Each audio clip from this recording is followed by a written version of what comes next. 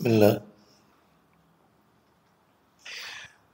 Assalamualaikum warahmatullahi wabarakatuh. Alhamdulillah alladzi bini'matihi tatimmus shalihat wa ashhadu an la ilaha illallah wahdahu la syarika lah wa ashhadu anna Muhammadan abduhu wa rasuluh.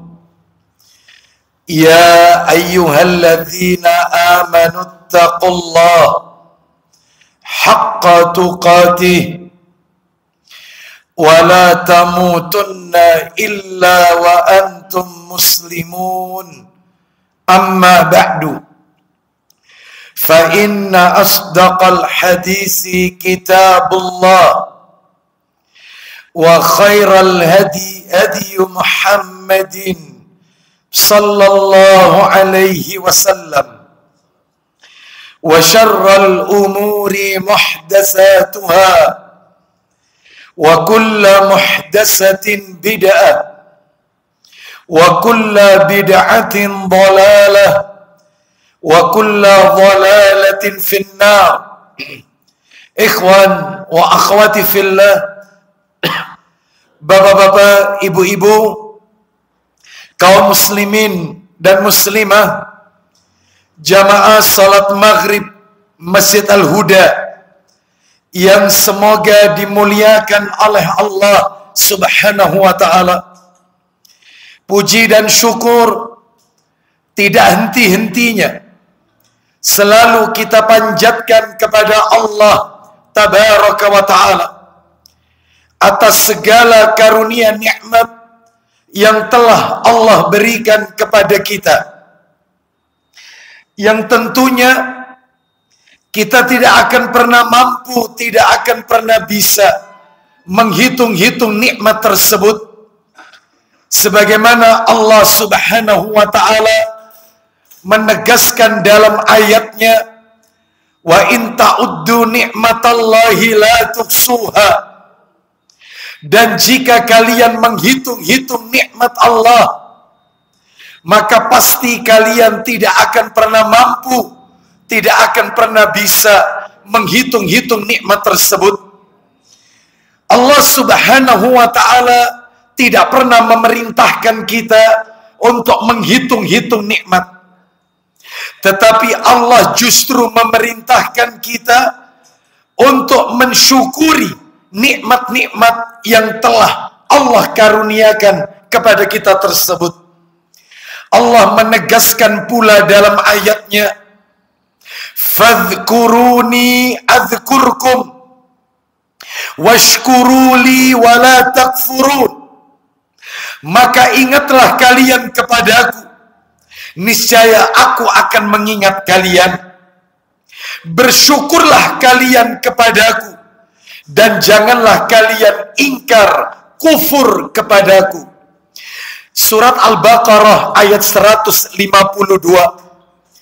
Dalil ini menunjukkan kepada kita wajibnya kita untuk mensyukuri nikmat yang telah Allah limpahkan kepada kita. Dan di antara kenikmatan-kenikmatan tersebut yang kita rasakan pada malam hari ini adalah nikmat diberikannya kita kemudahan, kesempatan untuk duduk sejenak mendengarkan ayat-ayat Allah, mendengarkan sabda-sabda Rasul sallallahu alaihi wasallam, yaitu melalui talabul ilmi, menuntut ilmu. Semoga apa yang kita lakukan pada malam hari ini diawali dengan salat maghrib, dilanjutkan dengan talabul ilmi, dan berakhir dengan melaksanakan salat isya yang dikerjakan secara berjamaah pula. Semoga semuanya tercatat di sisi Allah sebagai amalan yang diterima dan diridhai oleh Allah Subhanahu wa ta'ala. Bapak Ibu kaum muslimin dan muslimah rahimani wa rahimakumullah. Pada malam hari ini semestinya kajian kita berada di Jumat pekan yang ke-2 ba'da salat maghrib. Namun karena satu dan lain hal, pada Jumat pekan kedua yang lalu kami uzur, sehingga takmir Masjid Al-Huda memberikan kesempatan kepada kami untuk tetap memberikan kajian sekalipun pada waktu yang berbeda. Dan alhamdulillah Allah takdirkan kita malam hari ini kita berada di Jumat pekan yang ke-5 agar kajian kita tidak libur. Semoga Allah Subhanahu wa taala membalas kebaikan teman-teman panitia takmir Masjid Al-Huda. Bapak Ibu sekalian rahimani wa rahimakumullah. Malam hari ini kita akan lanjutkan pembahasan kita.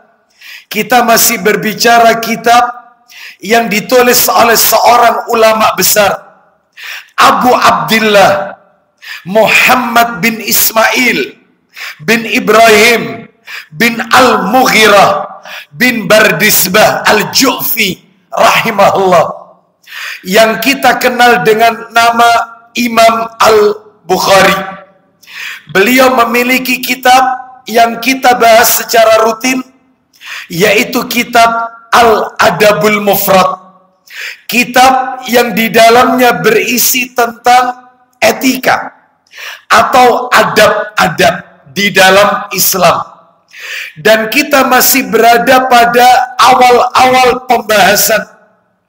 Jika pada pertemuan bulan yang lalu kita telah menuntaskan bab yang pertama, firman Allah Ta'ala, yaitu surat Al-Ahqaf, surat yang ke-46 ayat yang ke-15.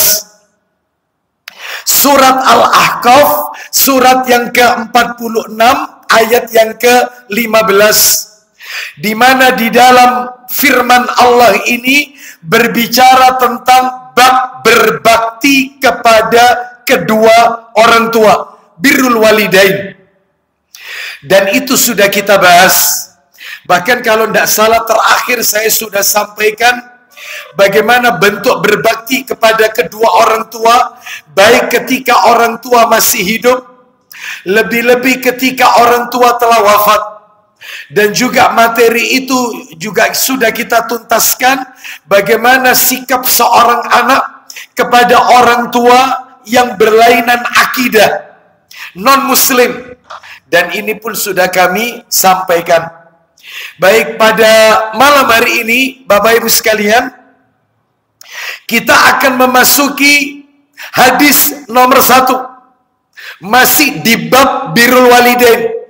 Hadis nomor 1. Dan tentunya PDF-nya belum kami share.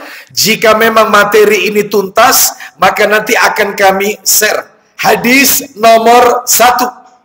Mari kita dengarkan bagaimana bunyi hadis nomor 1 dalam kitab Adabul Mufrad. Kita dengarkan hadis yang diriwayatkan oleh Imam Bukhari dan Imam Muslim. Kita bisa dapatkan dalam kitab Sahih Targhib wa Tarhib di hadis yang ke-2478. Nah, sudah tersedia kitabnya. Alhamdulillah. Berarti nanti berikutnya saya tidak perlu banyak bawa kitab, ya. Jazakumullah khairan kepada takmir Masjid Al-Huda yang sudah memfasilitasi kitabnya Sahih Targhib wa Tarhib. Kita masih berada yaitu di bab birrul walidain, berbakti kepada kedua orang tua. Ini bab yang pertama, ya. Jadi Bapak Ibu kalau punya kitabnya ini yang ada di depan saya ini, Adabul Mufrad, tapi saya sarankan jangan beli yang cetakan yang kami punya ini. Lebih baik yaitu membeli bukunya yang cetakannya terbit 2 jilid. Kalau nggak salah warnanya hijau muda, kalau nggak salah. Itu terbit 2 jilid. Lah kalau ini cuma 1 jilid, dijadikan 1. Kenapa saya sarankan bukan cetakan yang ini, tetapi cetakan yang lain yang terbit 2 jilid? Karena pada cetakan yang 2 jilid itu disertai dengan keterangan, disertai dengan penjelasan, sekalipun itu ringkas. Tetapi kalau ini tidak, dalil tanpa ada keterangan atau penjelasannya. Baik. Insya Allah untuk berikutnya kami akan bawakan yang terbitan 2 jilid itu, Bapak Ibu sekalian. Kembali, jadi kalau Bapak Ibu punya kitab ini, maka Bapak Ibu nanti akan dapatkan di bab pertama, bab birrul walidain, itu di situ tercantum 3 dalil. 1 dalil dari Al-Quran, sudah kita bahas bulan yang lalu tuntas. Al-Ahqaf ayat 15. PDF-nya juga sudah kami share. Nah, 2 dalil yang berikutnya adalah hadis Nabi. Dalil yang nomor 1 dan dalil nomor 2 selain Al-Quran. Ini maksudnya. Jadi ada 3 dalil, 1 Al-Quran, 2 hadis Nabi. Ya, sekarang ini kita bahas hadis Nabi. Hadis nomor 1. Kita baca. Dari sahabat Abdullah bin Mas'ud radhiyallahu anhu. Saya bacakan teksnya lebih dahulu. An Abdillahi radhiyallahu an qala. Maksudnya Abdullah di sini adalah Ibnu Mas'ud radhiyallahu an. Sa'altun Nabiyya sallallahu alaihi wasallam. Silakan. Kita bisa dengarkan terjemahannya. Ya, silakan dari Abdullah bin Mas'ud radhiyallahu anhu. Dia menuturkan. Ya. Saya pernah bertanya kepada Rasulullah sallallahu alaihi wasallam. Kita dengarkan pertanyaan sahabat Abdullah bin Mas'ud radhiyallahu an. Perlu Bapak Ibu ketahui, sahabat Abdullah bin Mas'ud ini radhiyallahu an adalah seorang sahabat Nabi yang punya keistimewaan. Salah satu di antara keistimewaannya yang bisa kami sampaikan supaya kita tidak asing ketika mendengar nama beliau. Minimal biografi singkatnya. Beliau ini punya keistimewaan, beliau memiliki kaki yang kecil. Sehingga ketika beliau naik ke atas pohon kurma, para sahabat yang ada di bawah, mereka tertawa melihat kakinya Abdullah bin Mas'ud radhiyallahu anhu. Maka Nabi berkata kepada para sahabat, apa yang membuat kalian tertawa? Kakinya Ibnu Mas'ud, wahai Rasulullah. Abdullah bin Mas'ud radhiyallahu anhu kecil. Maka Nabi bersabda, 1 kakinya Abdullah bin Mas'ud, 1 kakinya Abdullah bin Mas'ud radhiyallahu anhu, jangan dua-duanya, 1 kakinya lebih berat di sisi Allah ketimbang bukit Uhud. 1 kakinya. Kenapa? Karena ternyata di dalam sejarah Ibnu Mas'ud radhiyallahu an adalah sosok seorang nabi yang sosok seorang sahabat yang beliau tidak pernah melangkahkan kakinya kecuali rumah ke masjid, masjid ke rumah. Tidak pernah dia langkahkan kakinya kecuali ke masjid, rumah Allah. Makanya kata Nabi, Ibnu Mas'ud itu 1 kakinya lebih berat di sisi Allah ketimbang bukit Uhud.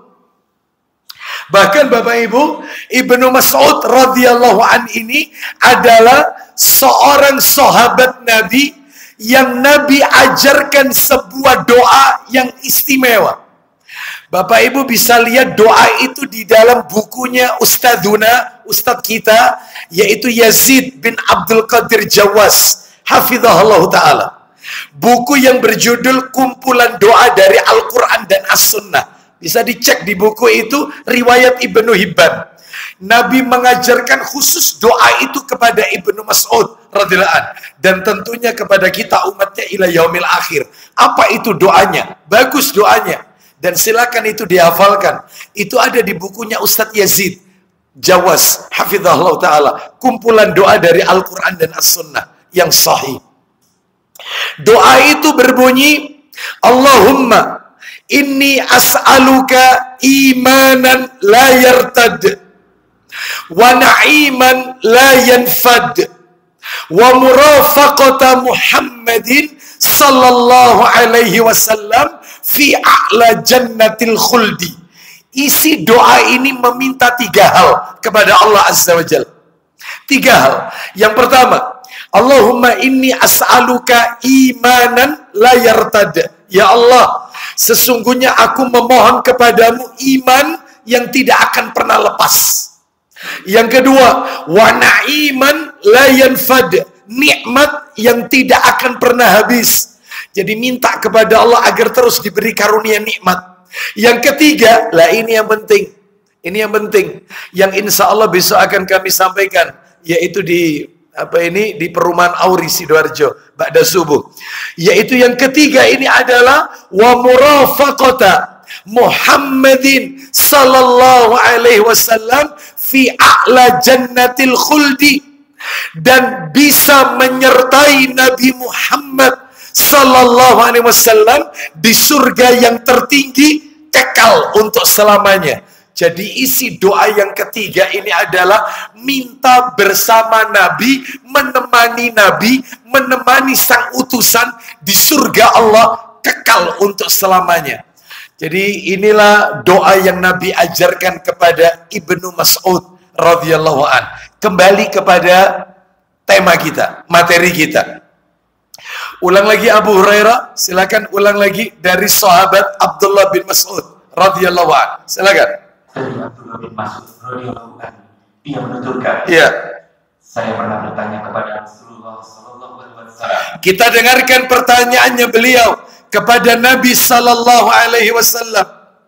Ayyul amali ahabbu ilallah. Silakan. Amalan apa yang paling dicintai Allah? Nah, amalan apakah wahai Rasulullah yang paling dicintai oleh Allah?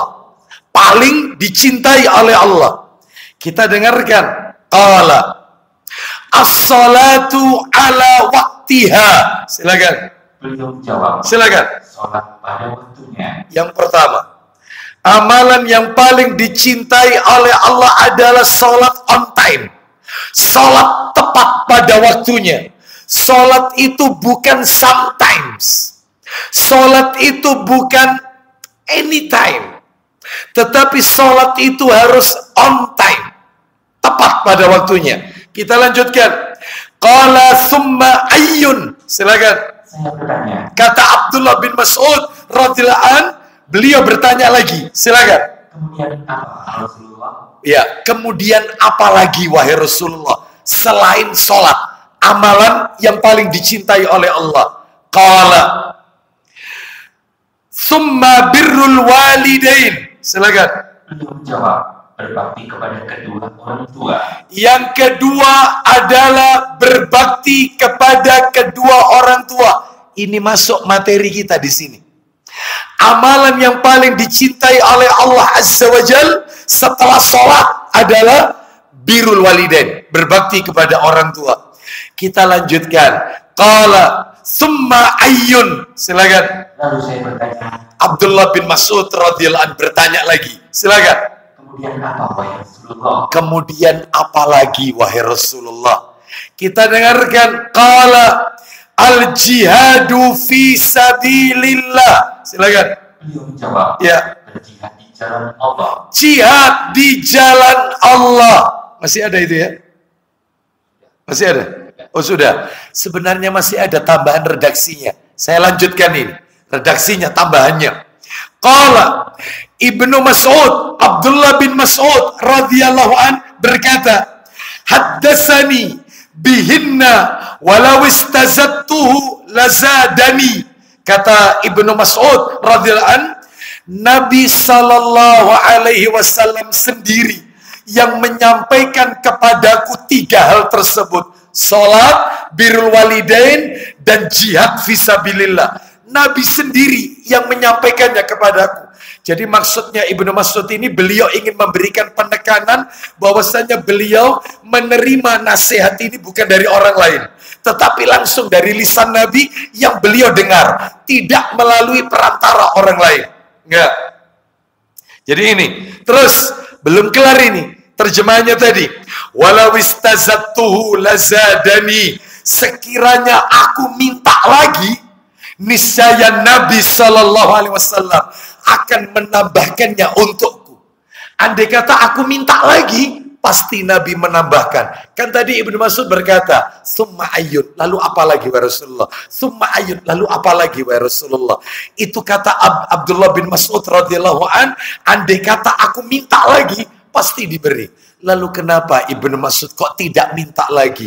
Maka nanti kita ambil pelajaran, saya kasih bocoran dulu, itulah adab seorang murid. Itulah adab seorang murid. Tidak memberatkan gurunya untuk menjawab. Dia bertanya sebatas yaitu yang dia tanyakan.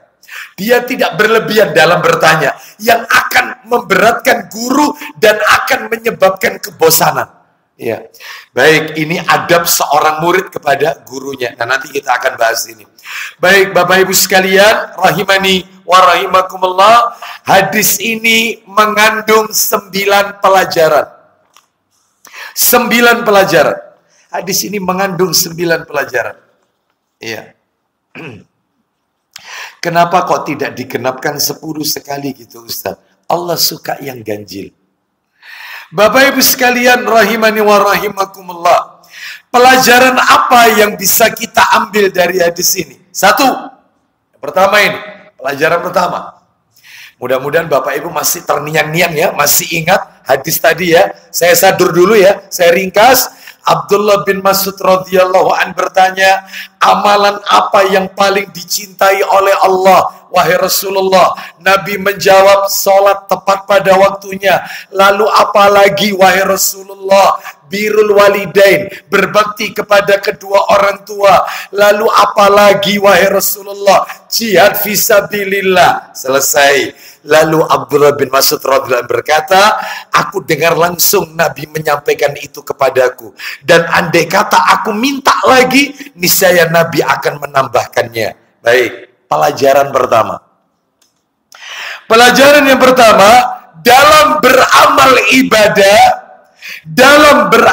ibadah, maka carilah amal ibadah yang paling dicintai oleh Allah. Jelas. Bapak Ibu kalau mau beribadah, apapun bentuknya, sholat kah, zakat kah, puasa kah, haji kah, umroh kah, zikir kah, semuanya bentuk ibadah. Maka carilah amal ibadah, semua ya, semua. Carilah amal ibadah yang paling dicintai oleh Allah Azza wa Jalla. Maksudnya, jadi Bapak Ibu sekalian, dalam beramal itu bukan apa yang kita sukai. Salah, ini mindsetnya perlu dirubah. Kita kalau melakukan amal ibadah, jangan beramal ibadah dengan apa yang kita sukai, jangan. Tetapi apa yang disukai oleh Allah, mestinya begitu. Jangan apa yang kita sukai sesuai selera kita, nggak boleh. Beribadah itu apa yang disukai, dicintai oleh Allah. Karena yang berhak memberi pahala itu Allah Azza wa Jalla. Ya. Jadi jangan beribadah sesuai selera kita. Beribadah itu sesuai apa maunya Allah, apa maunya Rasulullah. Buktinya pertanyaan Ibnu Mas'ud, amal apakah yang paling dicintai oleh Allah? Ya, berarti beribadah itu carilah amal ibadah yang paling dicintai oleh Allah, bukan sesuai dengan kehendak kita, tetapi apa yang dikehendaki oleh Allah. Mana dalilnya, Bapak Ibu? Contoh. Beribadah itu harus mengikuti apa yang Allah perintahkan dan apa yang Nabi contohkan. Berarti ibadah itu harus tauqif. Ibadah itu harus ada cuklaknya. Ibadah itu harus ada juknisnya, petunjuk pelaksana, petunjuk teknis. Ibadah itu harus ada dasarnya, bukan sesuai selera kita. Sing penting api, bukan. Api menurut siapa? Kalau api menurut Allah, yang disukai Allah, nggak apa-apa kita lakukan. Tetapi api menurut kita belum tentu baik menurut Allah. Selera kita belum tentu Allah selera, belum tentu Rasul menyukai, belum tentu. Nanti tak tunjukkan bukti apa yang disukai kita, belum tentu itu benar. Belum tentu. Berarti ukuran benar itu bukan kita. Bukan.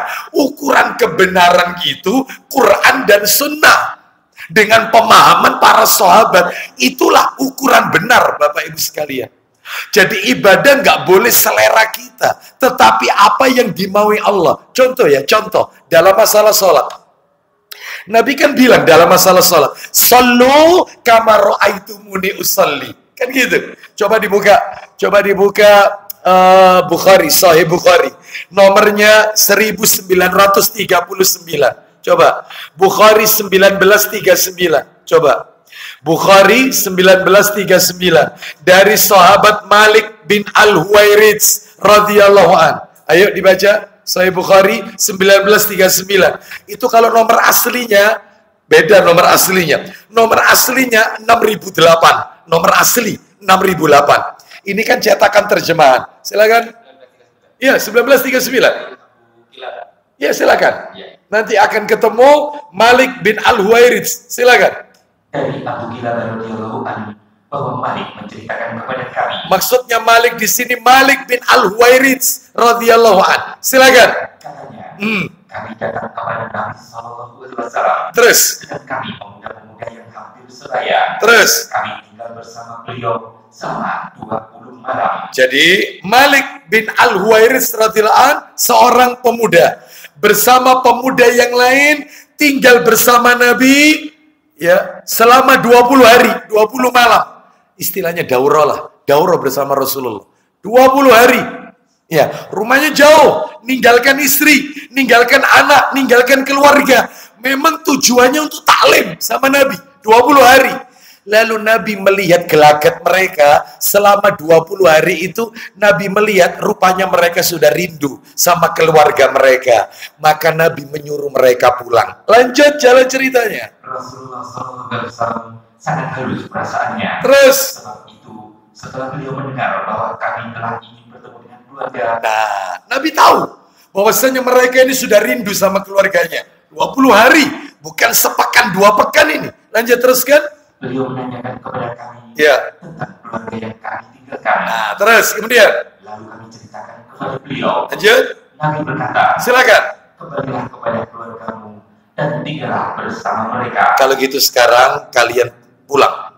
Tinggallah bersama keluarga kalian. Ilmu sudah disampaikan oleh Nabi 20 hari ini. 20 hari taklim sama Nabi. Terus lanjut, silakan. Ajarlah dan suruhlah mereka. Disebutkan oleh beliau beberapa hal. Nah, apa yang Nabi ajarkan? Suruh ngajarkan ke keluarganya. Silakan itu. Ada yang saya ingat dan ada pula yang tidak. Terus. Di antara sabda beliau. Ya. Sembayanglah sebagaimana kamu lihat aku mengerjakan sembahyang. Nah, sholatlah kalian. Ajarkan kepada keluarga kalian sholat sebagaimana kalian melihat aku sholat.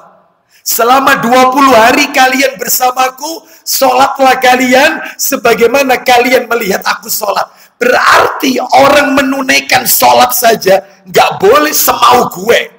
Nggak boleh. Sholat sesuai selera kita. Nggak boleh. Yang penting lah api Ustaz. Nggak bisa. Ibadah itu bukan selera kita. Seleranya Allah yang dicintai Allah, yang disukai oleh Rasul Sallallahu Alaihi Wasallam. Itu ibadah. Ya ini salah satu bukti dalil. Itu terus lanjut. Apabila tiba waktu sholat, hendaklah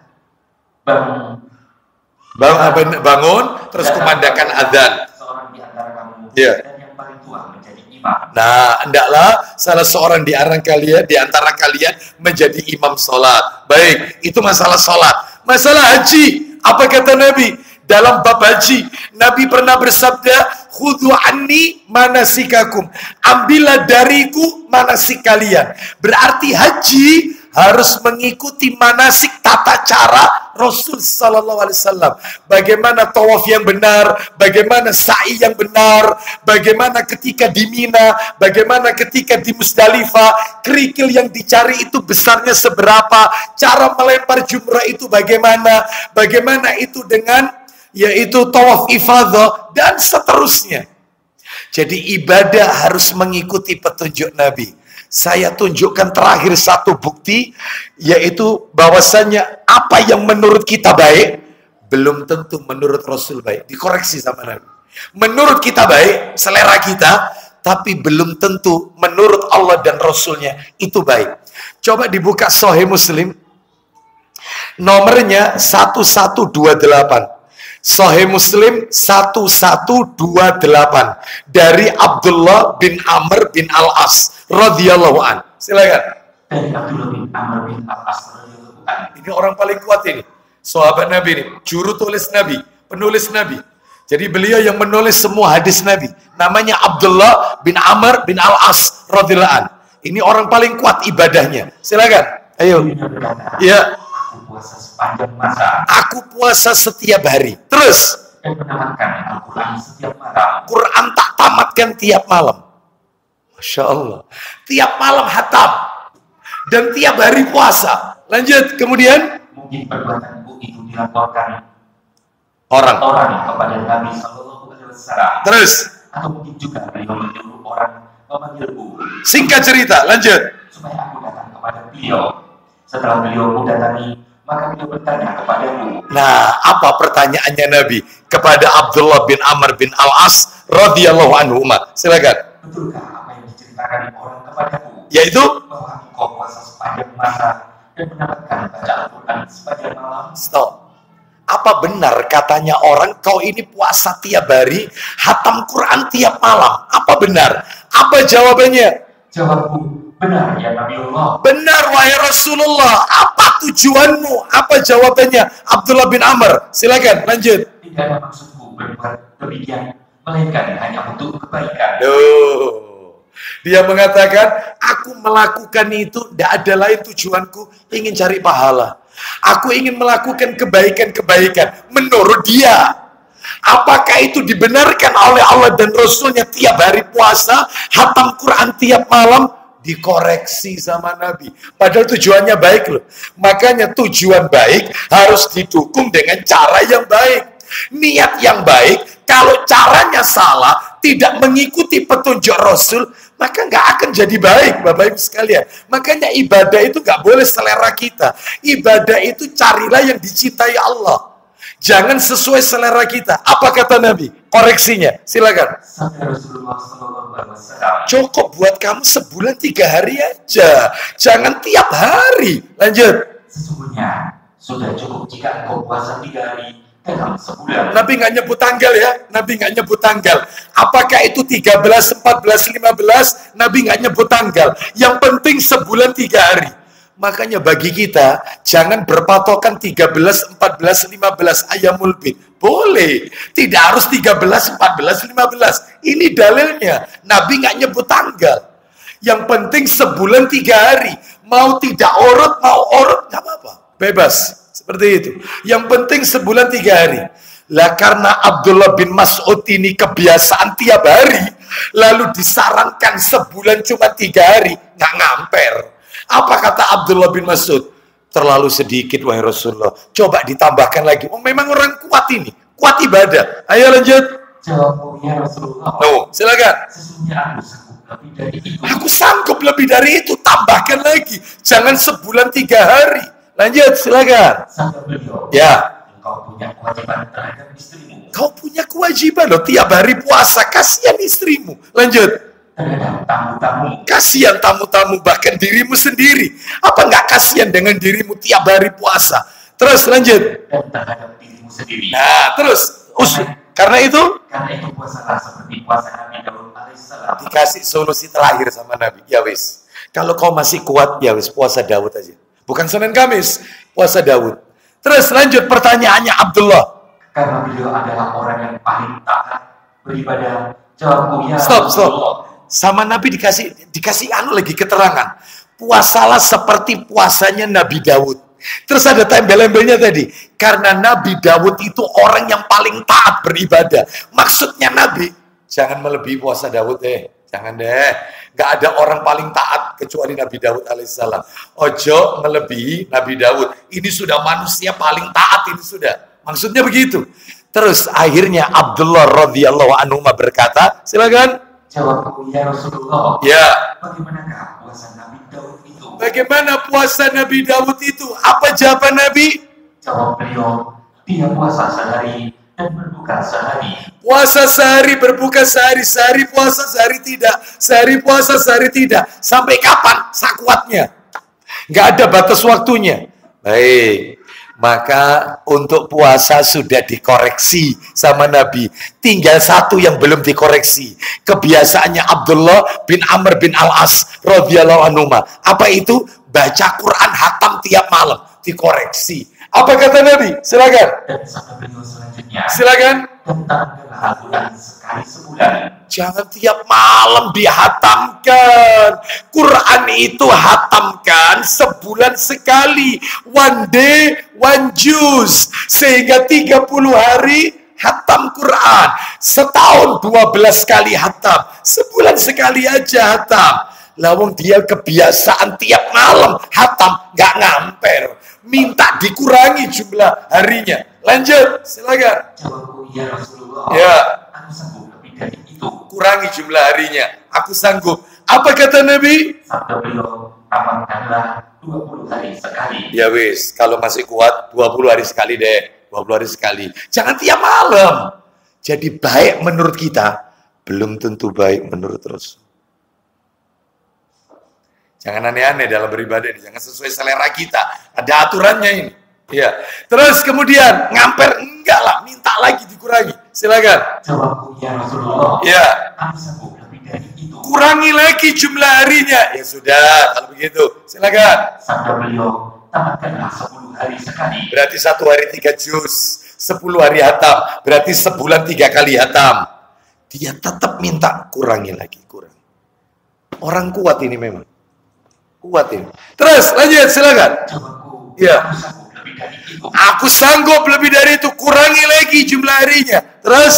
Sabda beliau, tamatkanlah sekali seminggu dan jangan lebih dari itu. Nah, tamatkan sepekan sekali. Dan jangan kau kurangi lagi. Tapi maaf, ini redaksinya Muslim. Di redaksi Abu Dawud beda lagi. Ini lebih jelas lagi di redaksi Abu Dawud. Minta tolong yang sudah di-download. Karena di sini kitab Abu Dawud tidak ada. Yang di-download aja. Abu Dawud nomornya 1394. Coba Abu Dawud 1394. Kalau tidak salah. Kalau tidak salah berarti benar ya. 1394. Coba kita pengen tahu. Abu Dawud. Ya. Ya, silakan baca. Dari Abdullah, yaitu Ibnu Amr, dia berkata, Ya. Rasulullah SAW bersabda, Isinya. tidak akan dapat memahami orang yang membaca Al-Quran. Oh sebentar, itu nomor 1394. Ya, coba 1390. Karena saya butuh urut-urutannya. Jadi supaya nyambung sama yang Sahih Muslim tadi. Kalau Sahih Muslim tadi kan awalnya sebulan. Ya, awalnya sebulan. Terus kemudian turun 20 hari. Turun lagi 10 hari. Turun lagi sepekan. Coba 1390, ya betul. Silakan ayo coba, silakan. Dari Abdullah bin Amr radhiyallahu anhu, Ya. dia berkata, Iya. wahai Rasulullah, Iya. berapa lama aku harus menghatamkan Al-Quran? Berapa lama aku harus hatam Al-Quran? Lanjut. Beliau bersabda, Orangnya sama yang tanya. Abdullah bin Amr bin Al-As. Orangnya sama. Radhiyallahu anhu. Apa kata Nabi? dalam sebulan. Sebulan sekali. Terus lanjut. Abdullah bin Amr berkata, Ya. sesungguhnya aku bisa lebih dari itu. Terus. Abu Musa ibnu Mutsana mengulang-ulang perkataan ini. Nah, yang maksudnya itu Sahih Muslim tadi. 20 hari, jadi 10, terakhir sepekan. Sahih Muslim. Lanjut. Beliau bersabda, Iya. jika demikian, baca Al-Quran hingga khatam dalam 7 hari. Itu yang Sahih Muslim. Berhenti di situ di Sahih Muslim tadi. Sekarang yang Abu Dawud ada tambahan. Lanjutkan. Silakan. Abdullah berkata, aku masih dapat menyelesaikannya lebih dari itu. Kurangi lagi dari 7 hari. Aku masih sanggup. Ini terakhir. Silakan. Beliau bersabda, Silakan. tidak akan dapat memahaminya orang yang menghantamkan Al-Quran kurang dari 3 hari. Kata Nabi, tak jamin. Aku jamin. Orang yang hatam Quran kurang dari 3 hari, gak akan paham apa yang dia baca. Berarti kalau begitu batas. Minimal apa maksimal? Minimal. Baca Al-Quran itu adalah 3 hari. Jadi jangan sehari hatam. Mulai subuh sampai maghrib. Ada ndak yang model kayak gini? Hatama. Jadi ibadah itu jangan selera kita. Ibadah itu ngikuti petunjuk. Kembali ke materi kita, Adabul Mufrad tadi. Pelajaran yang pertama, Bapak Ibu, pelajaran yang pertama, dalam beramal ibadah itu, carilah ibadah yang paling dicintai oleh Allah. Jadi beribadah itu bukan sesuai yang kita sukai, bukan selera kita, tetapi apa yang disukai, dicintai Allah dan Rasul Sallallahu Alaihi Wasallam. Itu nomor satu. Yang nomor dua, pelajaran nomor dua, sudah masuk Isya. Pelajaran yang nomor dua. Nah ini penting ini, Bapak Ibu. Nomor dua, dalam beribadah, setiap Muslim dituntut untuk mengedepankan skala prioritas. Maksudnya, nanti tak jelaskan. Saya ulang, pelajaran nomor dua ya, setiap Muslim itu dituntut untuk mengedepankan skala prioritas. Maksudnya apa? Maksudnya begini, kita itu kalau melakukan ibadah, Pak, Bu, maaf, tak kasih tips, kita berbagi tips, karena kita ini sama-sama tulab, sama-sama penuntut ilmu, sama-sama belajar, kita berbagi tips. Dalam beribadah itu, Pak, Bu, carilah ibadah itu yang paling afdol, paling utama, paling besar ganjarannya, paling dicintai Allah, paling. Jangan sekedar baik, tapi paling baik. Jangan sekedar dapat pahala, tapi yang paling banyak pahalanya. Skala prioritas. Kenapa? Karena umur saya dan umur panjenengan itu terbatas. Makanya karena umur kita ini terbatas, carilah ibadah itu yang punya nilai ganjaran atau punya keutamaan yang lebih. Jadi istilahnya itu kalau boleh saya sampaikan, cari ibadah itu bukan sekedar baik, tapi yang terbaik, paling baik. Ya. Kan di dalam ayat kursi, bukan ayat kursi. Kan di dalam surat Al-Kahfi, ya, itu kan disebutkan beribadah itu bukan yang paling banyak, tetapi yang paling baik. Mana itu dalilnya? Coba, kan bunyinya bukan aksaru amala, tetapi aksanu amala. Bukan yang paling banyak ibadah itu, tetapi sedikit tapi berkualitas. Itu yang dimaksud. Jadi tolong seorang Muslim itu harus punya skala prioritas. Antara ini sama ini, mana yang paling afdol. Itu mestinya. Jadi harus paham. Penuntut ilmu itu harus paham mana yang paling afdol. Antara ini, misalnya nih, kita punya rezeki. Ya Allah, ini ada 2 orang yang harus saya pilih. Karena kalau dua-duanya tak kasih, ini nggak cukup ini. Bahkan kalau dua-duanya ini saya bagi 2, nampaknya nanti sedikit jatuhnya. Maka harus pilih saya salah satu. Pilihannya. Ngasih karib kerabat saya yang membutuhkan. Yang satunya anak yatim tidak bisa bayar sekolah, sampai tidak boleh sekolah sama gurunya. Gara-gara nggak bisa bayar SPP. Yatim lagi, ditinggal bapaknya. Bahkan ibunya juga meninggal. Ya apa ya? Ini keluarga bodoh, ini ada yatim. Ya apa ini? Maka jelas seorang Muslim harus mengedepankan skala prioritas yang ganjarannya lebih banyak. Siapa Ustaz? Keluarga. Kecuali kalau anak yatim ini masih family, keluarga, baru ini kita utamakan. Tapi kalau anak yatim ini bukan keluarga kita, family yang kita depankan. Sebab kata Nabi, afdolus sodaqoti sodaqo ala dirrahimil kashi. Sodako yang paling besar ganjarannya adalah sodako yang kau berikan kepada keluargamu yang menyimpan permusuhan dengan dirimu, yang benci dengan engkau. Itu paling afdol ketimbang sama orang miskin masjid yang membutuhkan. Keluarga lebih dahulu. Itu maksud saya. Maksudnya skala prioritas. Mana yang harus kita kedepankan. Makanya Bapak Ibu sekalian, rahimani wa rahimakumullah, di dalam surat Al-Kahfi, surat Al-Mulk, itu diulang-ulang. Aksanu amala. Ayo dibuka surat Al-Kahfi. Kita pengen dengar. Apa betul itu? Amalan itu harus yang terbaik, bukan yang terbanyak. Surat nomor 18 Al-Kahfi. Al-Kahfi. Allah Subhanahu wa taala berfirman, surat Al-Kahfi, ya. Ya. Ayatnya Bapak Ibu sekalian, ya. Ayat yang keberapa? Ya. Surat Al-Kahfi ayat yang ke-7. Allah taala berfirman, Al-Kahfi ayat 7. Kita dengarkan. Inna ja'alnaha 'alal ardi zinatan laha linabluwahum ayyuhum ahsanu 'amala.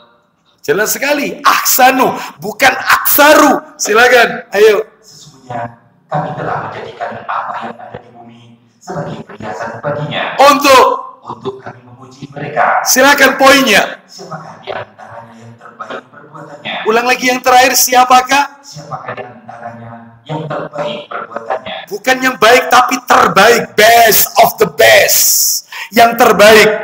Bukan yang baik, bukan yang terbanyak, bukan. Yang terbaik. Kita lihat lagi. Kita lihat surat nomor 67 Tabarok Al-Mulk. Surat Al-Mulk, surat Tabarok. Awal juz 29. Surat 67 ini awal juz 29. Surat Tabarok. Ya. Allah Ta'ala berfirman di surat Al-Mulk. Ya. Ayatnya adalah ayat yang berapa? Ayat yang kedua. Allah berfirman Al-Mulk ayat 2. Alladzi khalaqal mauta wal hayata liyabluwakum ayyukum ahsanu 'amala wa huwal 'azizul ghafur. Silakan. Yang menciptakan mati dan hidup. Terus. Untuk menguji kamu. Siapa di antara kamu yang lebih baik amalnya? Lebih baik, bukan lebih banyak. Lebih baik amalannya. Bukan baik, tapi lebih baik. Makanya Bapak Ibu mohon maaf. Silakan Bapak Ibu miliki buku ini yang ada di tangan saya ini. Buku ini bagus. Ini kitab Arab yang sudah diterjemahkan ke dalam bahasa Indonesia. Itu ya. Dulu buku ini sempat saya bahas rutin. Kalau nggak salah di dekat sini. Mana itu pasar apa itu? Legok ya. Yang lurus itu loh. Perumahan dalam kota apa dulu? Kita dulu sempat sebelum pandemi. Bukan Kauriban. Kalau belakangnya Puri Indah itu kan Masjid Al-Muhajirin. Ya. Itu lurus, itu ada perumahan. Geraha Kota. Pernah ya waktu itu kan? Nah, itu sempat saya sampaikan di situ, rutin di perumahan itu. Tetapi pandemi qadarullah berhenti dan tidak lanjut lagi sampai sekarang. Ini bukunya yang kita bahas. Waktu itu banyak jamaah yang beli. Judul bukunya teks buku aslinya ya, Arba'una Hadisan fil Khairiyah. Sudah diterjemahkan ini bukunya. 40 mizan kebajikan. 40 mizan kebajikan. Judulnya ini. Penulisnya adalah Syekh Muhammad bin Ibrahim Al-Hiza. Penerbitnya adalah Pustaka Arafah. Pustaka Arafah. Bapak Ibu kalau ingin tahu isi buku ini, amalan-amalan yang bunyinya itu yang lebih baik, yang lebih afdol. Contoh. Tangan di atas lebih baik. Ini lebih baik daripada tangan di bawah. Oh, itu hadisnya. Berarti bersedekah. Contoh lagi. Misalnya ini. Mulai dari awal, misalnya bab-bab awal. Nah ini, sholat 2 rakaat sunnah sebelum subuh. 2 rakaat sholat sunnah sebelum subuh. 2 rakaat sholat sunnah fajar lebih baik daripada dunia dan seisinya.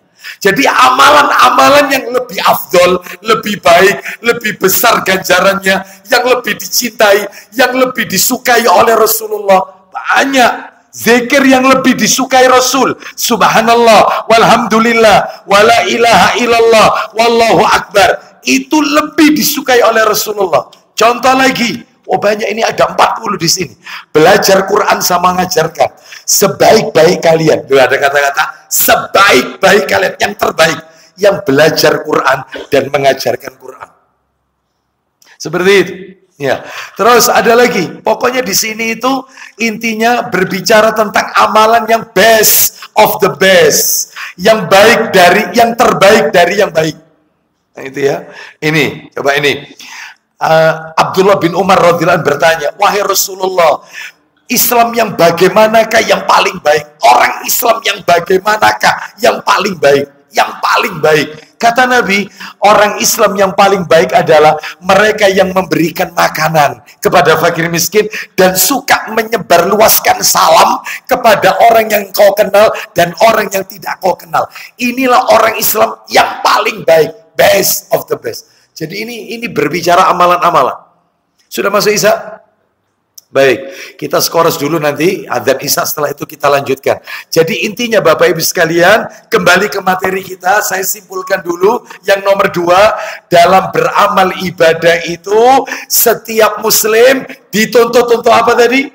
Mengedepankan skala prioritas, ya prioritas, yaitu dengan melakukan amalan yang lebih dicintai, lebih afdol, lebih utama, lebih besar ganjaran pahalanya. Wallahu a'lam wa bishawab. Ya, kita dituntut untuk lebih bijak cerdas memilih amalan-amalan itu, ya, untuk memilih amalan-amalan tersebut. Ya, kita dihadapkan dua hal, pengen taklim. Ustadz, ini ada 2 taklim Ustadz. Saya tidak bisa bagi waktunya. Satu taklimnya bahas akidah, yang satunya Ustadz masalah warisan. Bagaimana Ustadz? Masalah ilmu waris, masalah akidah. Akidah. Jelas, itu lebih utama. Akidah, seperti itu. Wallahu a'lam wa bishawab. Ya, demikian kita skors dulu. Kita dengarkan kumandang adzan Isya. Setelah itu kita lanjutkan sedikit. Karena masih banyak yang tersisa yang belum kita pelajari. Ya, silakan. Sallallahu ala nabiyyina wa ala alihi washabihi wasallam. Silakan adzan. Saya bisa minta air putih? Putih. Jangan ini terlalu manis.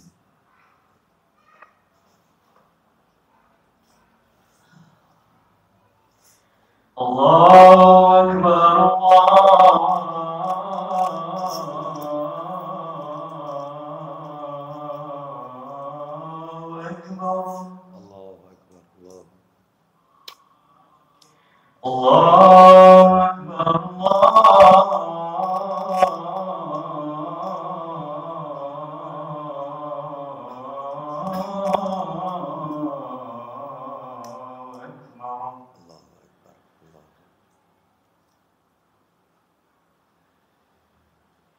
أشهد أن لا إله إلا الله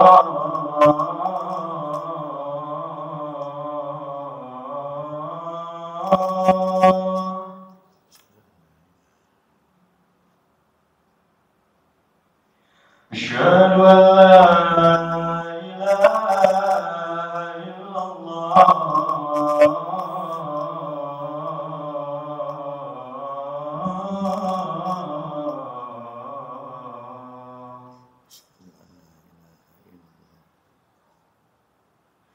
أشهد أن محمدا رسول الله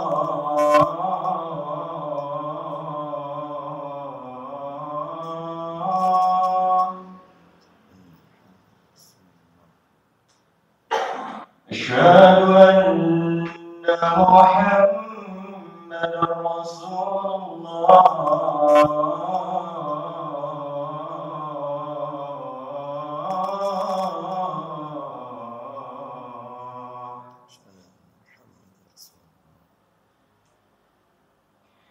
حي على الصلاة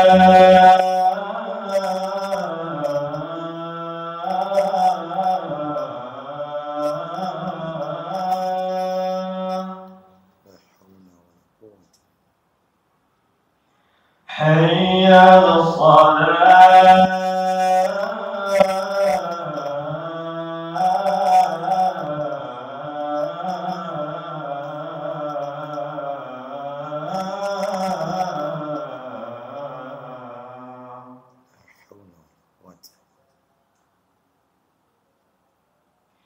حي على الفلاح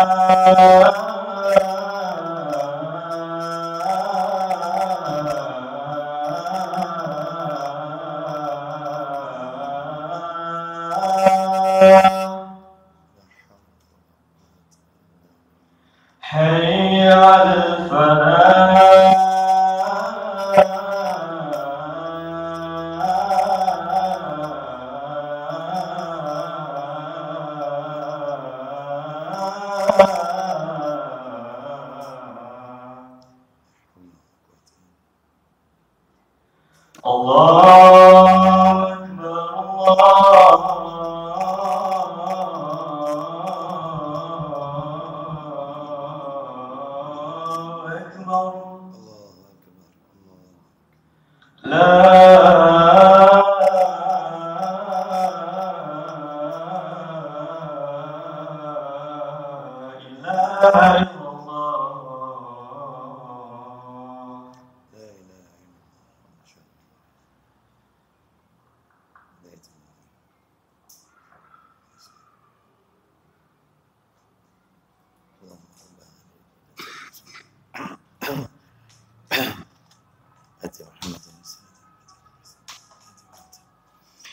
Alhamdulillah wassalatu wassalamu ala Rasulillah wa ba'd. Kita lanjutkan Bapak Ibu sekalian sedikit. Yang ketiga sekarang. Yang ketiga, pelajaran yang ketiga.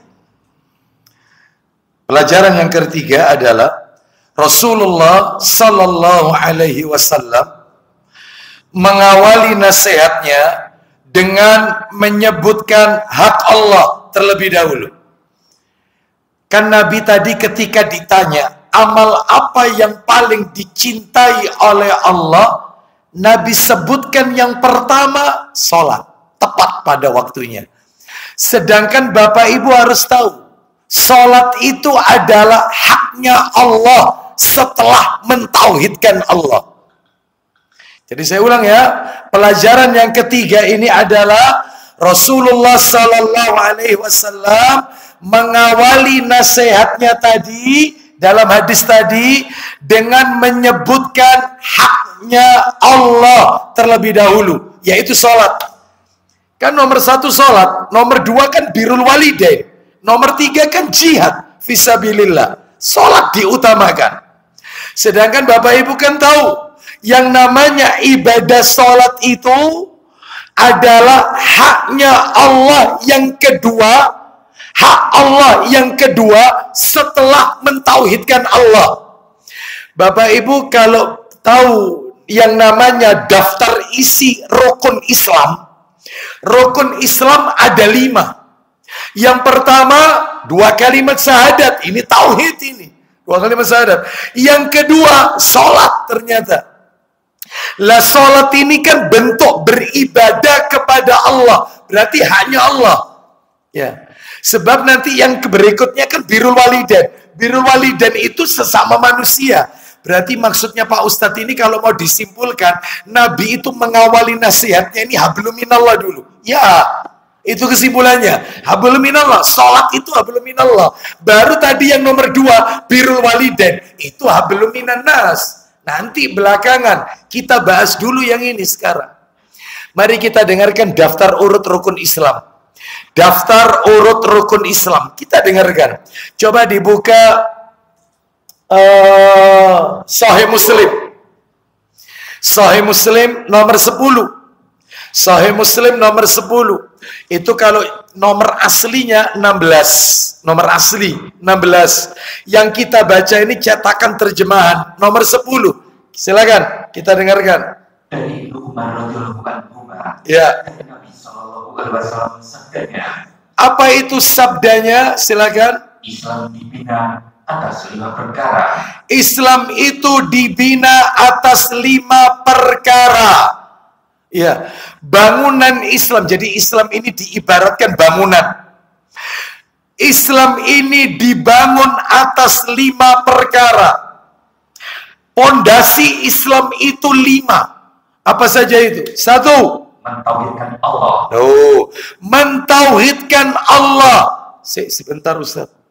Syahadat itu kan mestinya melibatkan Rasulullah. Wa asyhadu anna Muhammad Rasulullah.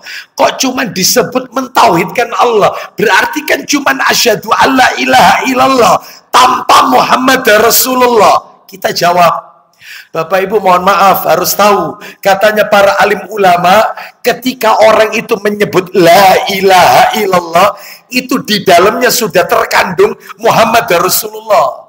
Jadi orang itu kalau ucapkan la ilaha illallah, contoh adzan.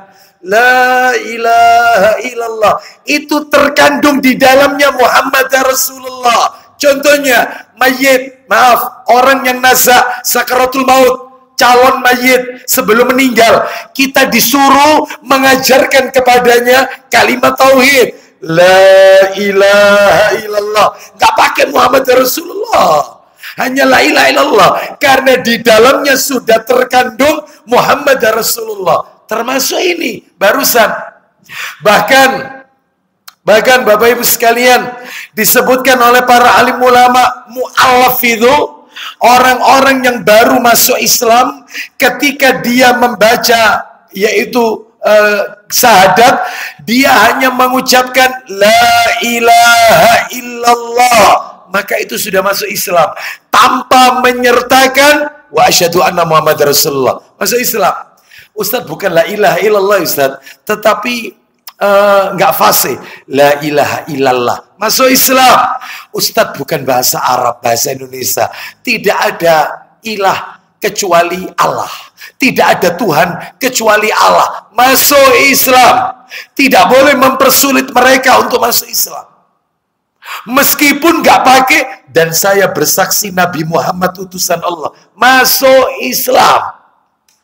Itu fatwa sepakat, fatwa para ulama sepakat. Jadi intinya kalimat la ilaha illallah itu di dalamnya sudah terkandung Muhammad Rasulullah. Ayo ulang lagi, Islam dibangun, Islam dibina atas 5 perkara. Terus mentauhidkan Allah. 1, mentauhidkan Allah. Terus mendirikan sholat. Sholat nomor 2, sholat diletakkan ranking kedua setelah mentauhidkan Allah. Mentauhidkan Allah, hablum minallah. Sholat, hablum minallah. Baru sekarang, hablum minannas. Lanjut. Membayar zakat. Zakat kan diberikan ke orang, hablum minannas. Jadi rupanya Islam itu sempurna Ustadz ya. Ya vertikal, ya horizontal. Ya hablum minallah, ya hablum minannas. Iya. Makanya Bapak Ibu maaf, orang itu kalau baik secara ritual tapi tidak baik secara sosial, maka ibadahnya nggak akan diterima oleh Allah. Masih ingat panjenengan, saya potong dulu Abu Hurairah. Masih ingat panjenengan hadis tentang muflis, hadis tentang orang bangkrut, orang pailit, masih ingat? Ayo coba dibuka. Coba dibuka Sahih Muslim, nanti dilanjutkan yang itu ya. Itu kita potong dulu, coba beranjak ke nomornya 2211. 2211. Nomornya cantik, udah diingat. 2211. Ya. Seperti itu. 2211. 2 dulu baru 1. Iya. Silakan. Dari Abu Hurairah radhiyallahu anhu katanya Rasulullah SAW bersabda, Atadruna mal muflis.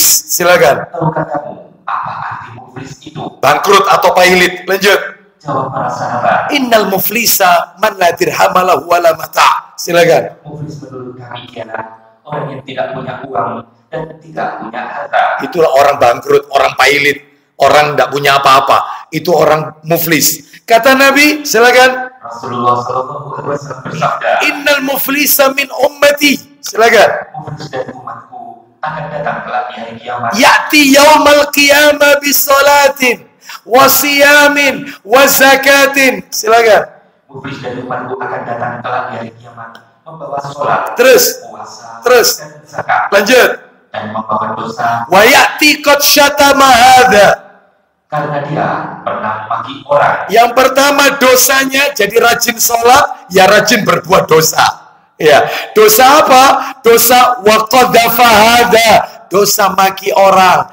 Terus wa akala mala hada. Silakan. Pernah menuduh orang. Wa qadhafa hada, menuduh orang. Wa akala mala hada. Terus Pernah memakan harta orang. wa safaka dama hada. Pernah membunuh orang. Membunuh karakternya, membunuh fisiknya, menghilangkan nyawa orang. Wa dharaba hada. Dan pernah membunuh orang. Mukul fisik ataupun mukul hatinya. Terus Maka diberikan pahala kebaikannya. wa ya'ti qad apa ini? Fayu'ta hadza min hasanatihi wa hadza min hasanatihi. Ulang lagi, maka Maka diberikan pahala kebaikannya kepada orang-orang yang dizoliminya. Terus, jika pahala kebaikannya habis sebelum terbayar lunas kepada orang-orang yang dizoliminya, maka diambil dosa-dosa mereka yang dizoliminya lalu ditimpakan kepadanya. Itulah orang muflis. Faturiha finnar. Lanjut. Kemudian dia dilemparkan ke neraka. Ngaku rajin sholat, tapi tidak dapat tiket masuk ke surga. Kenapa? Cacat hablum minannasnya. Dengan sesama manusia nggak beres. Berarti orang seperti ini soleh secara ritual, tapi tidak soleh secara sosial. Maka Islam nggak boleh. Ya ritual, ya sosial. Ada juga dibalik di masyarakat kita ada. Secara sosial soleh. Sampai disebut oleh orang itu Ustaz, mas 24 hati ini Ustaz. Hati ini mas 24. Sama orang tidak pernah hasad, tidak pernah iri. Masya Allah. Gerapiak sama orang. Ya, serawung sama orang. Ya, sama orang itu unggah-ungguh. Masya Allah, Ustaz, jempol 2. Tapi tidak pernah ke masjid. Tidak pernah sholat. Ramadan tidak pernah puasa. Baik sama orang. Ya kayak begini nggak bener ini. Maka seorang muslim, ya hablum minallah, ya hablum minannas. Ya ini hadis yang kita baca ini. Nabi katakan sholat, hablum minallah. Setelah itu, birrul walidain. Maaf. Sholatnya rajin. 5 waktu di masjid. Ternyata tahajud tidak pernah ninggal. Masya Allah, sholatnya. Tapi sama orang tua kurang ajar. Suka bentak, suka nyakiti hati orang tua. Percuma. Nggak akan diterima oleh Allah Azza wa Jalla. Hatta batukmu dahimu hitam. Nggak akan diterima. Kau sakiti hati orang tuamu. Makanya betul. Hablum minallah, hablum minannas. Hubungan dengan Allah, sholat, mentauhidkan Allah. Bahkan sholat ranking kedua setelah mentauhidkan Allah dalam daftar urut rukun Islam. Baru hablum minannas. Hablum minannasnya kembali ke hadis tadi, Ibnu Mas'ud tadi. Birrul walidain. Bakti sama orang tua. Jangan sakiti. Nah, itu ya. Baik. Baik, jadi ini menunjukkan terus apalagi tadi? Kembali ke yang tadi. Sahih Muslim nomor 10 tadi. Silakan, ayo. Islam pimpinnya atas 5 perkara. Terus. Mentauhidkan Allah. Terus. Sholat, terus. Zakat, lanjut. Puasa di bulan Ramadan. Lanjut. Dan haji. Bertanya seorang laki-laki. Apa kata laki-laki itu? Bukankah haji dan puasa Ramadan? Bukankah haji dulu baru puasa? Lanjut kata Ibnu Umar. Jawab Ibnu Umar radhiyallahu anhu, tidak, tetapi puasa Ramadan dahulu dan haji. Begitulah yang aku dengar dari Rasulullah Sallallahu Alaihi Wasallam. Ya, itu yang aku dengar. Ramadan dulu puasa baru haji. Bukan haji dulu baru puasa Ramadan. Wallahu a'lam bishawab. Jadi intinya Bapak Ibu sekalian, rahimani wa rahimakumullah, ini menunjukkan betapa pentingnya mendahulukan haknya Allah.